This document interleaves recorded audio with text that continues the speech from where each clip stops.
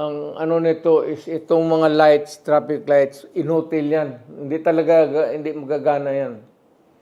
Kaya kung mag-green tapos mag-stop yan, and yet the traffic is convoluted, magsunod-sunod na, pag green, nandiyan pa rin yung mga sakyanan sa gitna, it means tao, manpower talaga.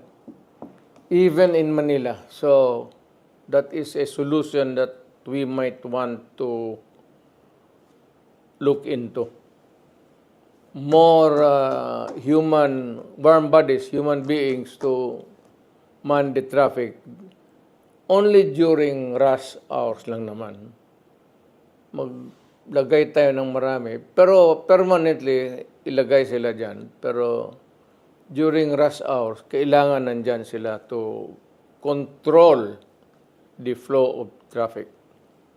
Alam mo, isa dyan, mag-conk out, magbara, o magbanggaan. Kung walang tao ang mag-control dyan, magsabi dito tayo muna magdaan, dyan na magkabuhol-buhol yung traffic. So, manpower is what is needed of the moment. We will try to solve the problem.